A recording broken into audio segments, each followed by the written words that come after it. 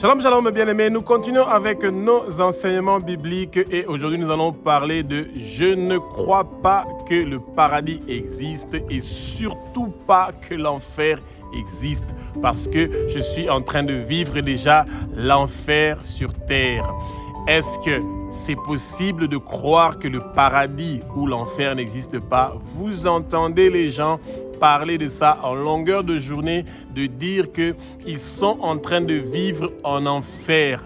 Eh bien, ils n'ont pas de l'argent pour payer leur loyer. Ils n'ont pas d'argent pour manger. Leurs enfants sont en train de souffrir. Il n'y a pas d'argent pour payer les études de leurs enfants.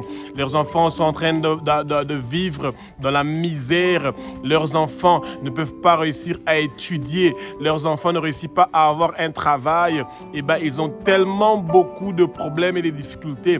Nos autorités sont en train de nous maltraiter, de détruire notre vie et que nous sommes dans l'injustice totale. Tout ce que nous sommes en train de faire, ça ne marche pas.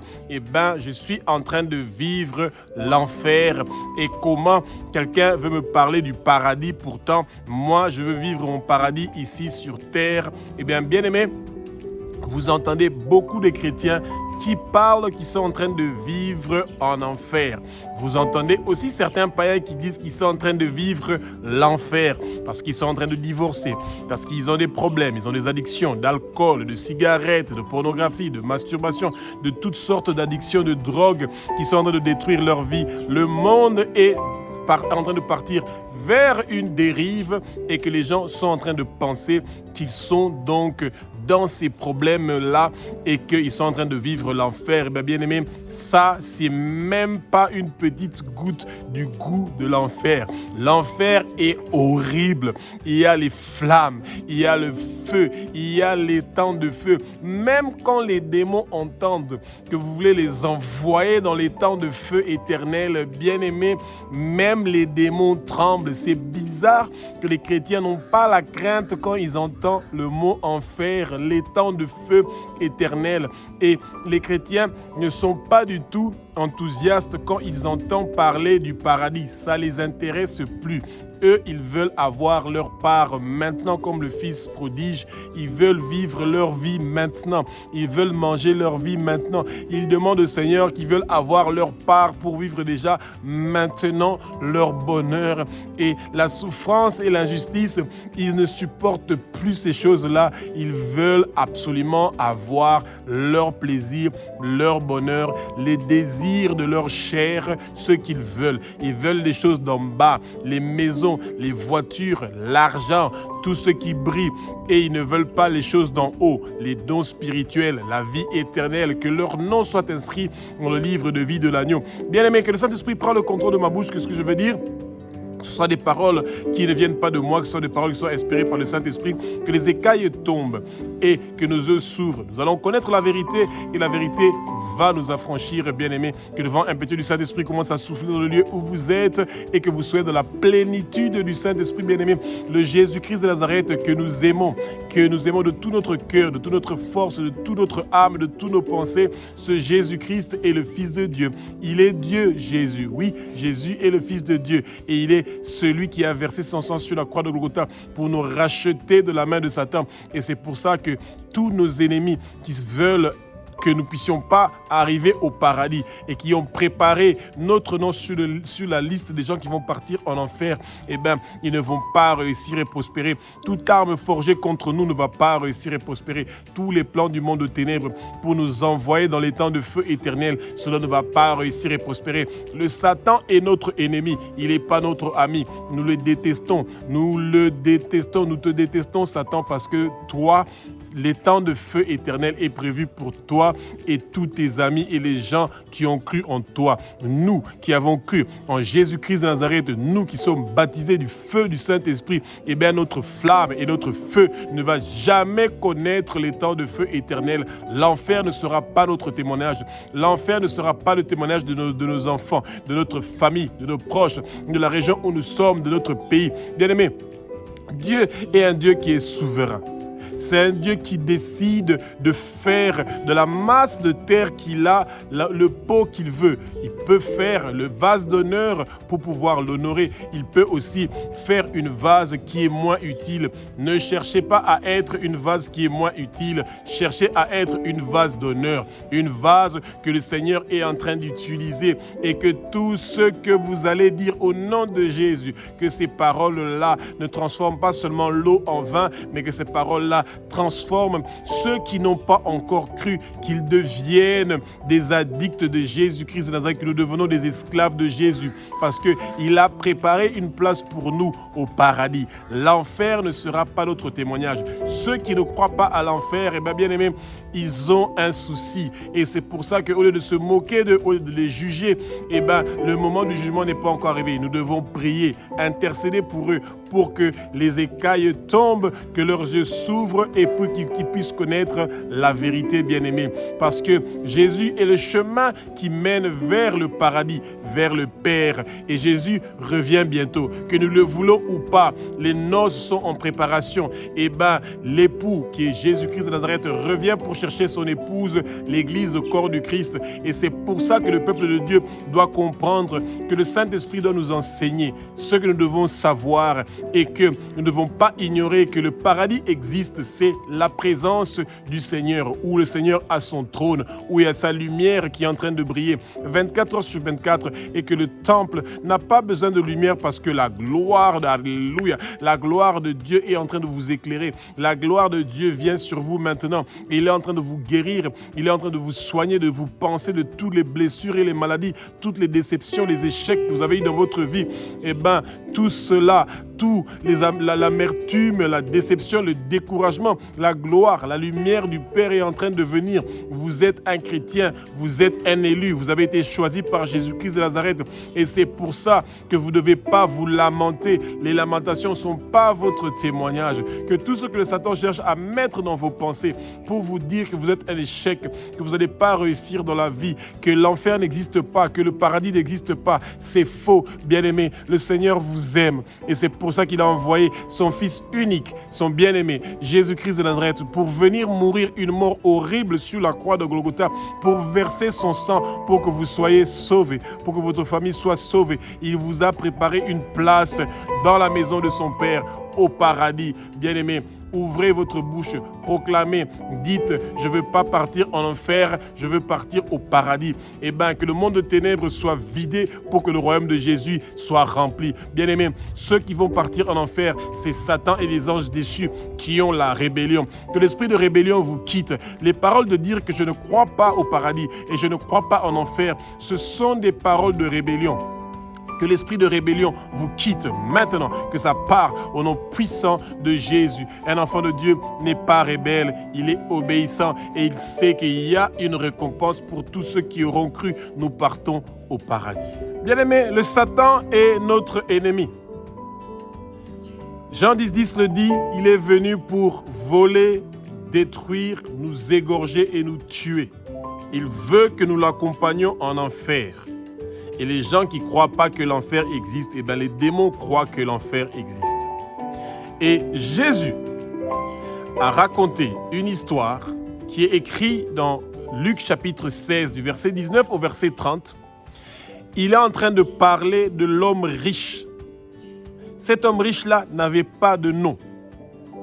Les gens qui veulent le paradis sur terre, ce sont des gens qui n'ont pas de nom. Le Seigneur ne les connaît pas. Pourquoi? Parce qu'ils veulent vivre le paradis ici, maintenant, sur terre.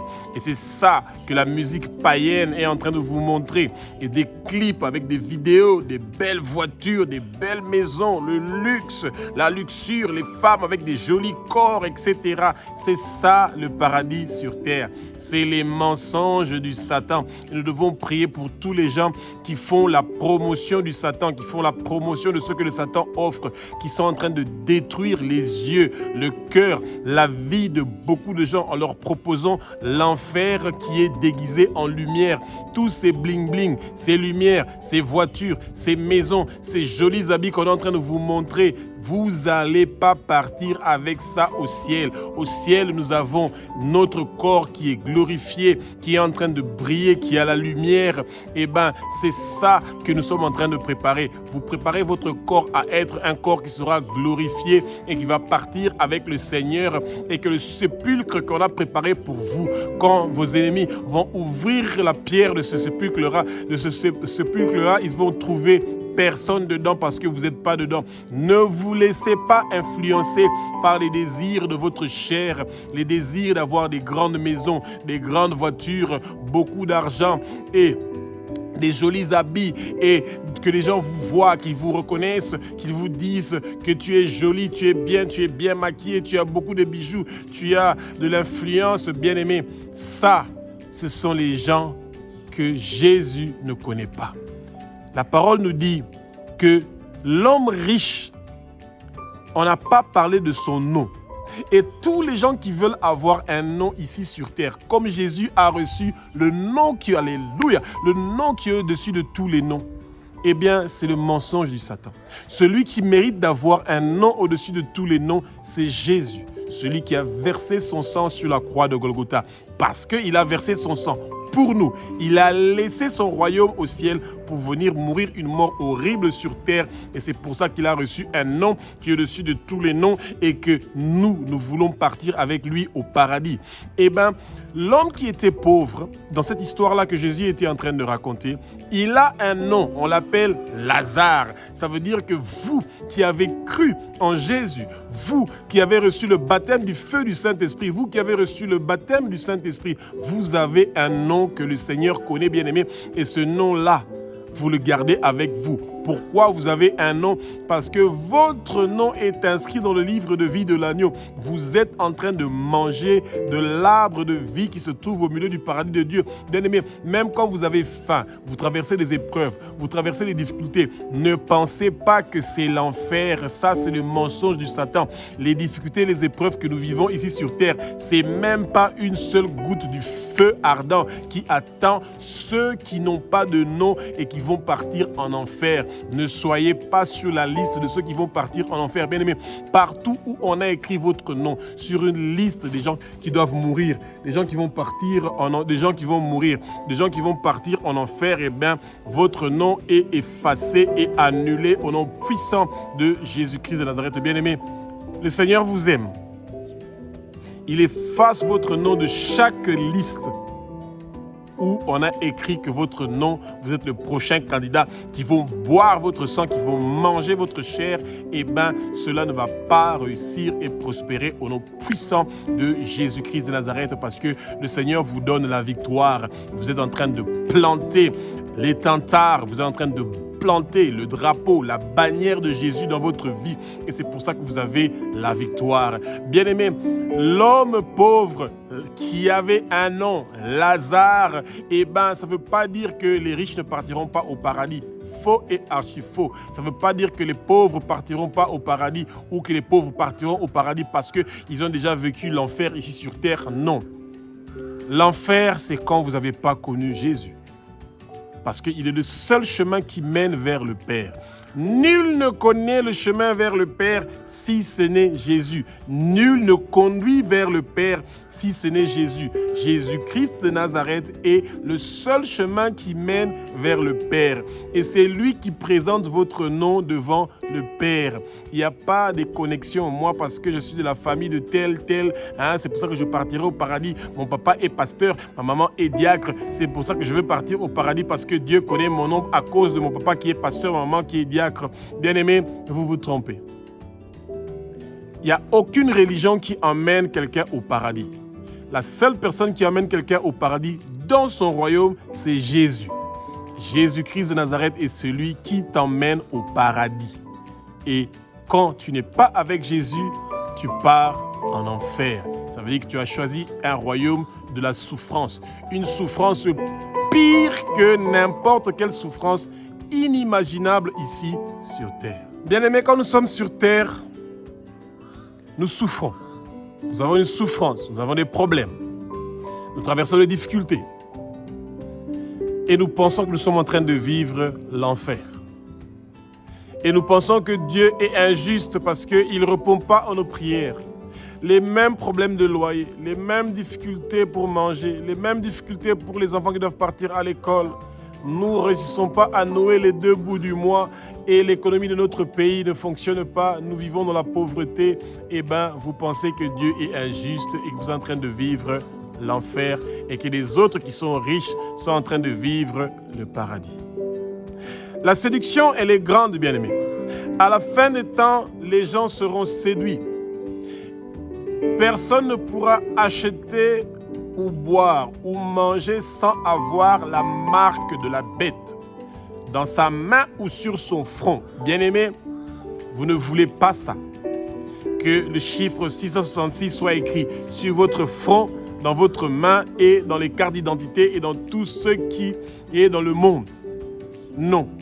Un enfant de Dieu veut avoir sur son front écrit le nom de Abba, notre Père qui est aux cieux, notre Dieu, notre Roi. Que sur votre front soit inscrit le nom de Jésus-Christ de Nazareth, le Roi des Rois, le Saint des Saints. Que sur votre front soit inscrit la nouvelle Jérusalem, le lieu où nous sommes en train de partir, où le Père nous attend. Que le trône de Dieu s'installe dans votre vie. Que le trône de Abba, notre Père qui est aux cieux, s'installe dans votre vie. Que vous vivez la présence, la manifestation du Seigneur. Le Seigneur peut se manifester maintenant dans votre vie pour pourvoir à vos besoins. Jésus est le pourvoyeur, le guérisseur, la guérison, le miracle. Il peut faire toutes choses qu'il veut selon son temps et sa volonté. Et quand son temps est arrivé et que Jésus ordonne à la bénédiction, à sa grâce, sa faveur, sa rosée de venir dans votre vie, eh bien aimé, personne ne peut arrêter cela. Cherchez le paradis. Cherchez à préparer votre chemin, le chemin de vos enfants, de vos descendants, jusqu'à la 3e, 4e génération et ceux qui vont suivre pour que nous puissions nous retrouver comme des frères et des sœurs dans le royaume du Seigneur où il nous attend. Bien-aimés, le Seigneur est merveilleux et sa parole nous amène dans sa présence. Nous devons chercher que Jésus demeure en nous, que sa parole demeure en nous pour que nous puissions voir son royaume. Nous ne devons pas vivre le paradis ici sur terre. Il n'y a pas de paradis ici sur terre. C'est le mensonge du Satan, la richesse, la prospérité.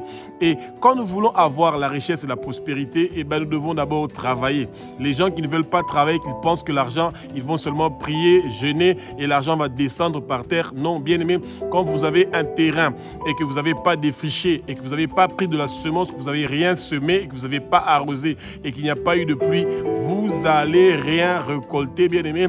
La moisson est grande et il y a peu d'ouvriers. Et beaucoup des ouvriers qui sont en train de faire la moisson sont en train de prendre seulement des mauvaises paroles qui sont en train de mettre le peuple de Dieu pour diriger le peuple de Dieu tout droit vers l'enfer, vers les temps de feu, vers ce monde-là que vous ne devez pas partir, bien-aimés. C'est pour ça, étudiez la parole. Quand vous recevez des messages qui vous parlent de la prospérité, de la richesse, des choses du monde, cherchez les choses d'en haut.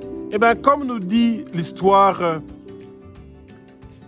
du riche avec le pauvre dans Luc chapitre 16, du verset 19 au verset 30, le jour que Lazare, qui était dans la souffrance ici sur terre, est mort, les anges, alléluia, sont venus pour chercher celui qu'ils connaissent le nom. Parce que Jésus a donné le nom à ses anges de la personne qui devait venir pour chercher le jour de la mort. Et celui que le chien était en train de lécher ses ulcères, son cancer, eh bien, celui-là qui avait la crainte de Dieu, qui implorait sa bonté, sa grandeur, qui implorait sa miséricorde, son pardon, eh bien, celui-là, Dieu connaît son nom et il a appelé Lazare. Et il a envoyé des anges pour venir chercher. Et il ne faut pas faire de confusion entre ce Lazare dont on parle dans cette histoire-là avec le Lazare qui a été ressuscité. C'est deux personnes totalement différentes.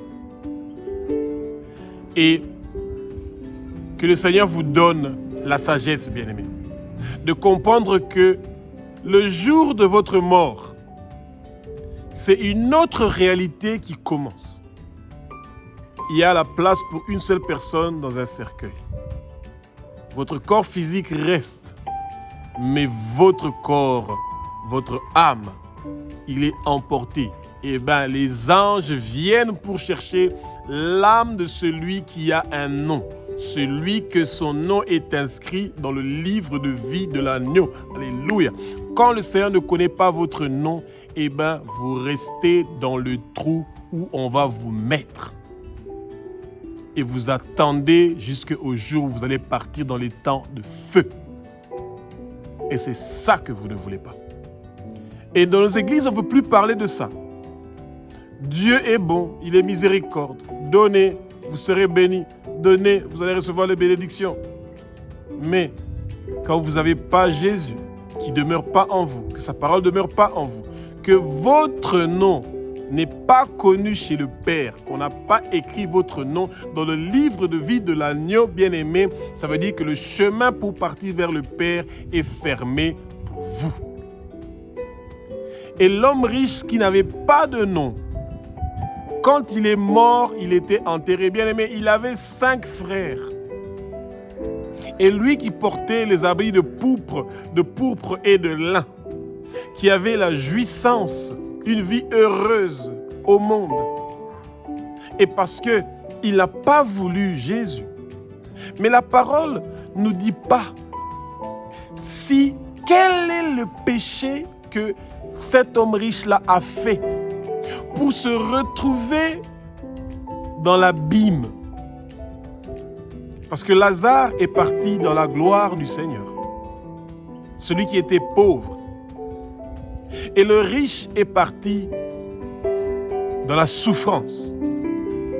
Et il avait 5 frères. Et la parole ne nous dit pas quel est le péché que cet homme-là a fait. Quel est le péché? Parce qu'il a porté des habits en pourpre ou en lin, parce qu'il avait une vie d'allégresse, de joie et de plaisir, eh bien, le Seigneur ne condamne pas toutes ces choses. Vous pouvez vivre une vie de joie, de plaisir et d'allégresse. Vous pouvez porter des jolis habits, avoir une belle maison, une belle voiture, être dans la prospérité. Le Seigneur ne vous a pas interdit ces choses-là.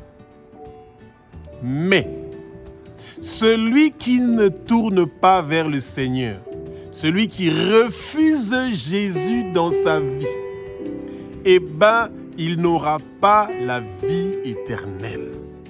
Et ça, c'est le plus grand péché que l'homme peut commettre, de refuser Jésus-Christ de Nazareth comme Seigneur, Sauveur et Maître de sa vie. Quand vous refusez Jésus, vous avez commis un grand péché qui vous coûte la vie, même après la vie ici sur terre. Et c'est ça. Eh bien, les anges sont venus pour chercher Lazare, qu'on connaît le nom. Et l'homme riche a été enterré. Et il est parti, pas dans le lieu du repos, dans le lieu de la souffrance. Et bien aimés, nous ne devons pas être contents que certaines personnes partent là-bas, dans le lieu de la souffrance. Nous devons vider le royaume des ténèbres pour que le royaume de Jésus soit rempli. Et c'est ça la mission universelle.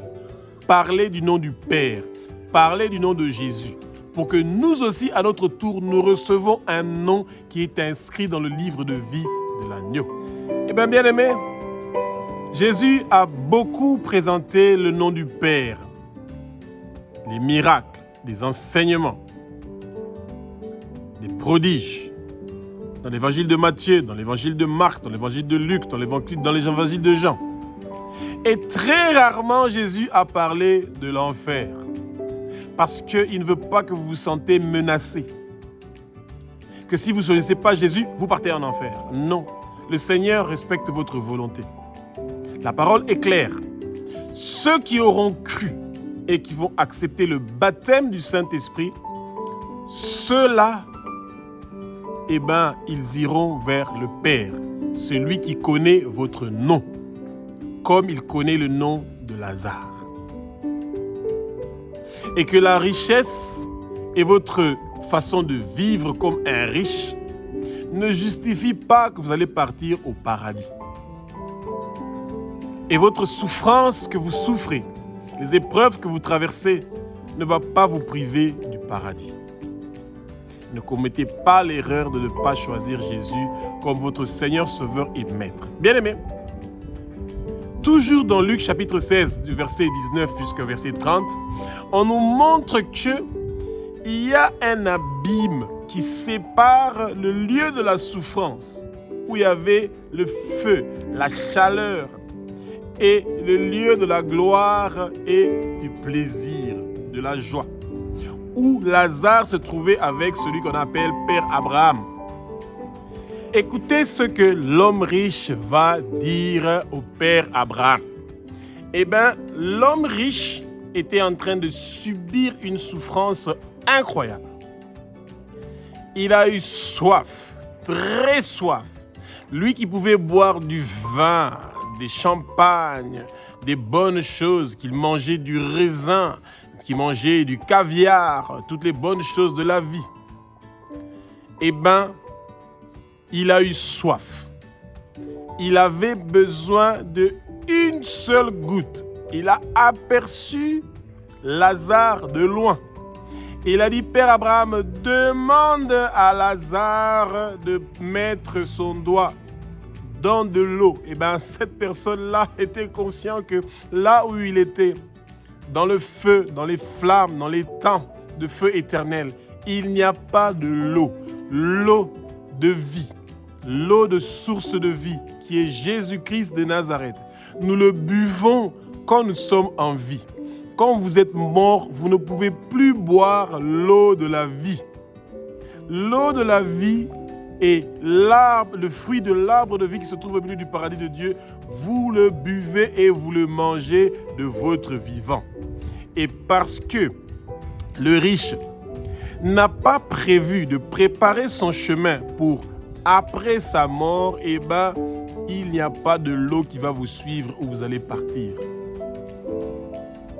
Et le Père Abraham a dit aux riches qu'il y a un étang, un abîme qui nous sépare entre où tu es et où Lazare se trouve. Lazare a un nom. Nous devons avoir un nom qui est écrit dans le livre de vie de l'agneau. Et là-bas, nous avons le droit d'être dans le bonheur. Nous n'allons pas avoir faim, nous n'allons pas avoir besoin de la lumière parce que nous serons dans la gloire du Seigneur, dans la joie. Et celui qui est dans la souffrance, dans les temps de feu, eh bien, il est en train de souffrir. Il est en train de se rappeler de toutes les bonnes choses que le Satan lui avait données, mais qui n'a pas été bénéfique pour sa vie, bien-aimé. Et c'est pour ça que quand nous sommes sur terre, tant que nous ne sommes pas morts, le Seigneur nous donne le temps de nous repentir et de venir vers lui et de servir son royaume. Et c'est pour ça que nous devons faire de notre mieux pour que nous ne soyons pas dépendants de quand nous allons mourir, que d'autres gens viennent nous donner une goutte seulement d'eau parce que vous avez soif. Dans les temps de feu, on a soif, on a faim, on a la souffrance. Mais pour éviter de tomber dans ce désastre-là, donnez votre vie à Jésus maintenant. Jésus ne vous oblige pas. Il veut coopérer. Que le Saint-Esprit vienne dans votre vie pour ouvrir vos pensées et votre connaissance. Que vous cherchez à partir dans le royaume du Seigneur. Que notre chemin soit le paradis. Souvent, les païens aiment utiliser RIP. Rest in peace. Eh bien, il n'y a pas de peace, de paix, quand nous n'avons pas Jésus. Quand vous mourrez sans Jésus, vous partez en enfer. Et c'est bizarre que de nos jours, les gens ne craignent plus l'enfer et ils ne croient plus au paradis. Ils se disent que toutes ces choses sont des supercheries. Ça n'existe pas, bien-aimé. Ah, ça, c'est le mensonge du Satan. Eh bien, ces choses-là existent réellement. L'enfer, les temps de feu existent. On en parle suffisamment par les révélations que l'apôtre Jean a reçues dans l'Apocalypse. Et Le paradis, on en parle régulièrement parce que Jésus parle de ça tout le temps et il est le berger. Et le berger vient pour prendre ses brebis. Et nous pouvons aussi choisir de devenir une brebis de Jésus. Il est devant notre porte, il est en train de toquer. Celui qui va ouvrir la porte, il viendra souper, dîner et manger avec lui. Jésus-Christ de Nazareth est la résurrection et la vie. Eh bien, Jésus nous invite de venir dans son royaume. C'est pour ça qu'il avait laissé son trône pour venir sur terre, pour mourir une mort horrible sur la croix de Golgotha, pour que nous puissions avoir accès au Père. Il a brisé le rideau qui nous empêchait de pouvoir accéder vers le Père.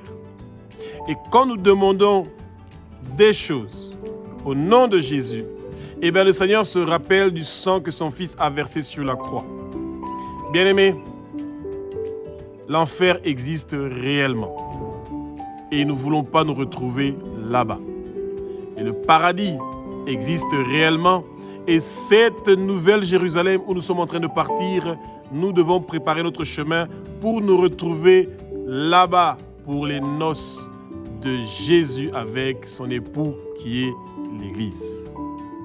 Bien-aimés, le Seigneur nous propose beaucoup plus que ce que nous sommes en train de penser.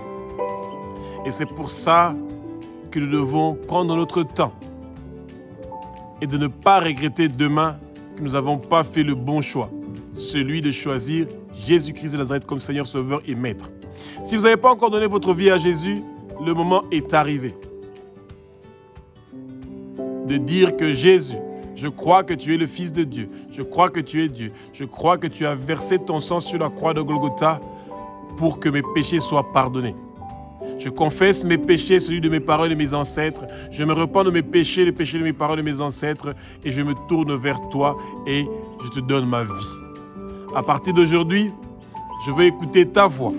Je veux faire ce que ta parole dit.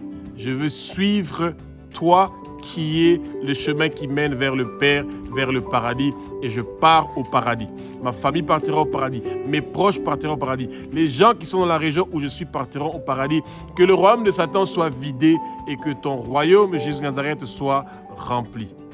Bien-aimés, le Seigneur vous donne cette puissance-là et ce pouvoir de prier pour que des bonnes choses puissent se passer dans votre vie et dans votre famille. Alléluia.